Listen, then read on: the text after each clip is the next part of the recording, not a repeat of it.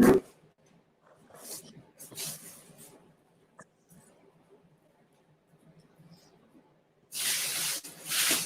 there, David Gordon here. It's, what day is it? It's June 15th, and I'm here July 15th. Thank you. It's just, who knows anymore? Well, if it was June 15th, a lot of people would be having birthdays again. I know. I'm here with Liberty DeVitto, the great musician, author of Life, Liberty, like Billy in the Pursuit of Happiness. Yes. Hello, sir. How are you? I'm well. How are you? Thank you for coming on. I was just telling you before, I'm a big fan of your work and your work with Billy Joel.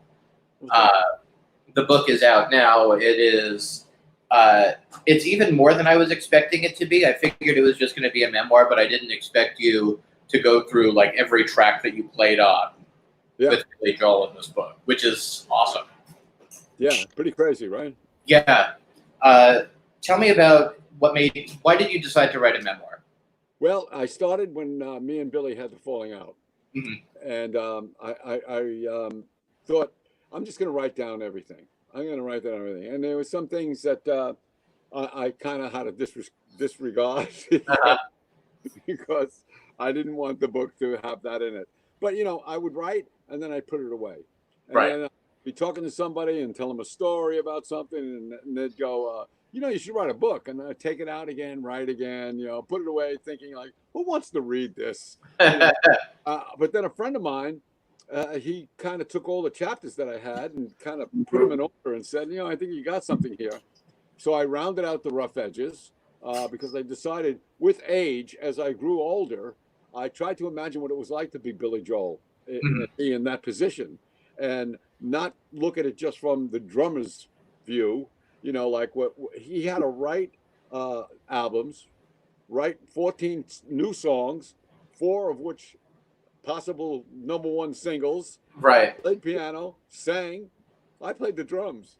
And what right do I have to get mad at him because he doesn't want to go on tour in February? He'd rather go in March instead. Right. So, you know, I kind of looked at it that way. And it actually made for a better story that, you know, like to look at what an artist really goes through. Did you find it to be like a cathartic experience for you? Did you feel like a weight off your chest or something while you were writing it or when you finished it?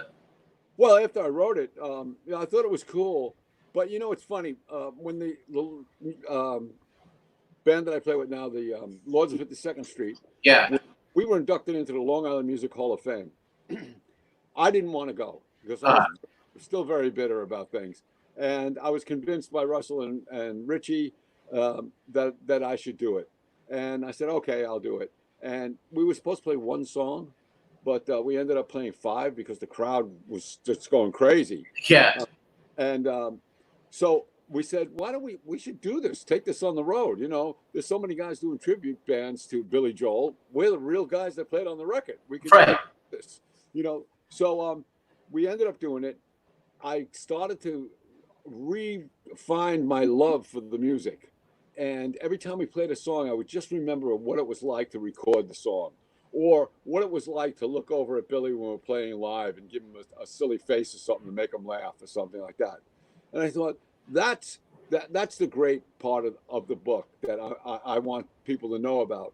And then, so I had the music back, but I didn't have the guys. And getting older, people around us, you know, passing away, and people getting sick around us all the time because of you know, we're getting older. I thought this feud has to stop. You know, we were bad mouthing each other in interviews and stuff like that. Yeah.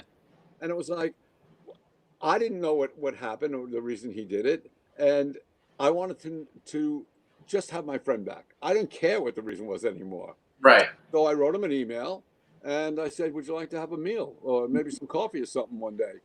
And he wrote me back immediately and said, "You know, it's really funny because I was really disappointed at the way it ended myself, and yeah, I'd love to do that." So we sat and we talked. We just talked about what we're doing now. We talked about our children. And it was just great. And at the end of the conversation, I said, "Hey, I'm writing a book. Would you like to do the forward?" Yeah, and he wrote. It's a very loving forward that he wrote. It's very sensitive. It's very, very warm. Yeah, I actually teared up when I read it. When he first Yeah. told my wife in the room, I said, "Oh, you won't believe this. This is unbelievable." You know, it's the first time that I've ever heard him say what we actually did, what me and Doug actually did for him, and the band actually did for him. Yeah. How did you, going back a long ways, how did you come to work with Billy to begin with? Oh, well, I knew Billy when I was like 17 years old, 16, 17. I was playing in a band called the New Rock Workshop. He was in the band called the Hassles. We played in the same place. I We was going to say, you must have been Long Island. I mean, I'm Long Island born and raised too. So you must have all been like going around Oh yeah, the same bars. you know, I lived in Seaford. He lived in Hicksville, which was just Right. north of Seaford. You know, so when lived in California, had Piano Man and Street Life, and Doug Stegmeyer, who was in the band Topper with me and Russell Javers and Howie Emerson, got the gig to do the Street Life tour.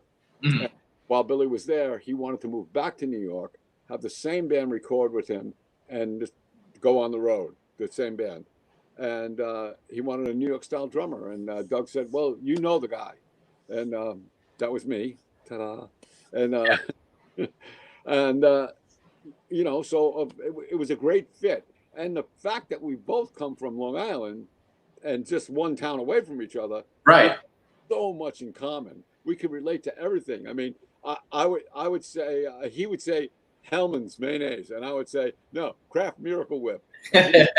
He would say Coca-Cola, and I'd say no, Pepsi Cola. He Yeah. would say Mercedes Benz, and I'd say Chevrolet. You know. Tell me about the process, and you go into it in the book, the process of like working on an album, Oh, like, and like the orchestrating, because I'm really interested in that stuff. oh, it was crazy. You know, I did a drum camp for a friend of mine, Rich Redmond, who does a lot of country western stuff. It was done down in Nashville, and Rich invites a couple of drummers to come and speak and tell them about their careers and stuff like that. Most of them were country western drummers, Uh-huh. and then there was me, the rock guy. All those guys got up there and they were like, "Well, we're going to the studio, and the artist plays us a track, and it's the demo, but it really sounds like a complete record already. And he just says, I want you to copy everything that's on here, and I just want to, you know, make it into a record, you know, but just copy every note that's on here." Mm. And they kept talking like that. Every guy that went up there was the same way, same way, same way. And I got up there and I said, "Okay, well, I work for a guy that walks into the room. He might have part of a song. He might not have any song. We might have to make it up right there. He might have to, we have to arrange every note that we play. We have to come up with that thought. He might come in with a whole song. It'll sound great when he plays it on the piano and sings it. And you have to think about, like, what am I going to play to get on that record? You know, the guitar players, everybody has to think about that. It's funny because Richie Canado, when he did the sax solo on Still Rock and Roll to Me, Yeah. Phil Ramone told him, play something that people will remember 20 years from now. And Uh, Richie, like, 20 years from now, this stuff's going to be gone in a year. 40 years from now, Richie's still playing that sax solo. yeah. You know, I was going to say my favorite Turnstiles is one of my favorite albums of all time. Summer Highland Falls is as my wife knows, is my favorite song of all time. yeah, Uh, great one. I love that song. Can you talk a little bit about your work, just because I love that song? Can you talk about your work on that song and that album? Yeah, I go over it in the book too. Yeah. Well, that album, you know, we did that album because he had Columbia Records, CBS at the time, hired Jim Guercio to produce that album that eventually became Turnstiles. And Jim had worked with Elton John and the Beach Boys, and he owned Caribou Ranch out west. And he brought in Nigel and Dee from Elton's band to play with Billy on Turnstiles. They did practically the whole album, and Billy hated it. So he fired Guercio, and he came out to Long Island. I remember I went to pick him up. I had a Bronco, it was kind of beaten up, and I went to pick him up, and it was raining. The floorboards were coming through, and he said, "Where's the soap?" Because the water was coming through. So I brought him out to Long Island, and we went to Ultrasonic Studios in Hempstead, Mm. and we started to record Turnstiles, just myself, Billy, and Doug Stegmeyer. And Billy was producing the album. And when we listened like to Miami 2017 of just the three of us playing, Billy said, well, you know, we could use guitars on here.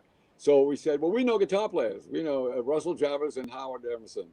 And those were the two other guys that were in Topper with us. So actually Topper became Billy Joel's band. Mhm. You know, one at a time, we became Billy Joel's band. But recording Turnstiles was a trip because we were totally free to do whatever we wanted because there was no one actually looking over our shoulder or anything like that. So, yeah, and I remember the first time I heard Summer Highland Falls that you mentioned, Billy only had half of it. Uh-huh. Me and Doug, after he got done playing it on the piano, we looked at each other and we looked at Billy and go, that's great. You got to finish that. Yeah, that's a good one. There are so many classic songs on that album. Oh, yeah. Every Young Man, New York State of Mind, like all of that. When we toured, the set list was always Turnstiles heavy. Yeah. So it was the least selling one out of all the records. Right. Yeah. What's your proudest work? That's a tough one. Yeah. There's so many things. You know, as I was driving, I'm in my mother-in-law's basement right now. That's where I'm throwing my drums and stuff. Yeah. Uptown Girl came on the radio. And as kooky and lame as that song really is, I love the way I play the drums on that. You know, I really copped that Four Seasons, you know, that whole vibe Four Seasons had back then with the drums. And that's really great. But I do love Laura is one of my favorites on the Nylon Curtain. Close to the Borderline is another one. That's a really cool one. And of course, I was going to ask you if you're like driving and you hear a song on the radio, does it hit you in the sense of like, oh, I played on that, like, oh, that's me? Well, I have to say, I have a 3-year-old now. I have 3 daughters that are in their 30s, and I have a new 3-year-old now. And she was sitting in the back seat, and every time a song comes on, my wife will go, "That's Daddy," you know. She'll listen, and I think this was the first one, Uptown Girl, that she liked. She had a little kiwi in her hand, and we're making it dance. She was making it dance. Uptown Girl is it's a fun song. It is a fun song. And I remember walking down the hall with Russell Javers and looking at him and going, those are the worst lyrics he's ever written. What is there a song that you think doesn't get the respect that it deserves? Well, all of the ones on Turnstiles. I mean, let's see. The Stranger gets tons of respect. I mean, Everybody Has a Dream is a great one. Right. You know, when he first played that for us, it was in 3/4 time, 6/8 time, and Phil Ramone was the one that said, "Straighten it out, man. It's a great tune." You know, it is a great tune because everybody does have a dream. You know. Yeah. But yeah, there's a lot of them. Nylon Curtain has a few of them on there that don't get any respect. No respect at all. They don't get. You know. What's it like for a rock and roller in quarantine like this? Like, are you itching to like get out there and just like play somewhere, anywhere? Well, the strange thing is that I'm a songwriter's drummer. You know, I like playing in a band. I don't do drum solos. I've only done one, and that was on the documentary Hired Gun. I do this little drum solo thing, but so I have to play with people. I'll come down here and I'll play for maybe a minute or two, and I'll stop and I go, I can't do this. I need somebody else to play with. Yeah, get into a groove with other people. So I haven't played a full drum set since March 15th. And the Lords are playing on July 22nd outside, like at a movie theater kind of thing. So we'll see if I can still do it. What are the challenges of raising a 3-year-old in quarantine?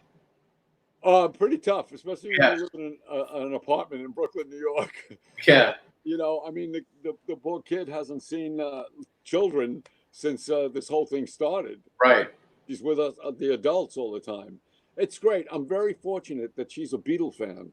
She loves the Beatles, and she loves to listen to the Beatles. She knows the words to all the songs and everything. So at least I'm listening to something I like. Yeah. What's her favorite Beatles album? Well, she in the beginning she loved Help, Uh-huh. the album Help, but like she goes from loving Paul McCartney the most, and now it's George Harrison who she loves the most. She I feel really like that's loves, everyone's evolution. yeah, she really loves Happy Just to Dance with You. That one, yeah, that's a good one. Hard Day's Night, yeah. Yeah, Sgt. Pepper and Turnstiles are my two favorite albums of all time. Oh yeah. Yeah. Well, I think Billy's Day in the Life didn't come till the next album, which was Scenes from an Italian Restaurant. Right, yeah. Another great song.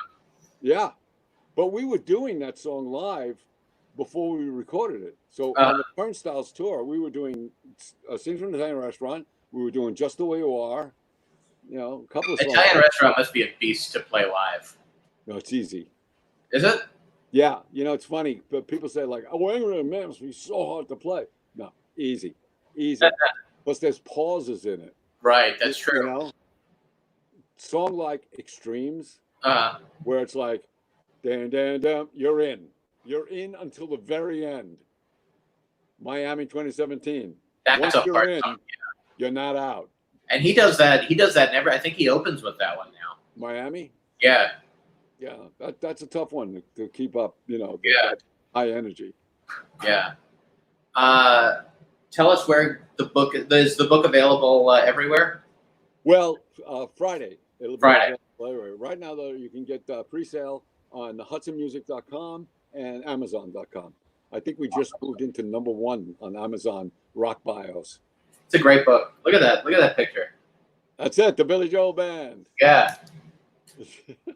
Liberty, thank you for your time. Well, thank you so much. This was a This pleasure. was fun. It's an honor to talk to you. It's a pleasure to talk to you. And thanks everybody for watching, and get the book. The book is it's a fantastic read. Get the book. Put it in the bathroom every time you go sit down. Open it up. Be well. Thank you, sir, for your time. I really appreciate it. Thanks everybody for watching. Take care. Okay, bye. Bye.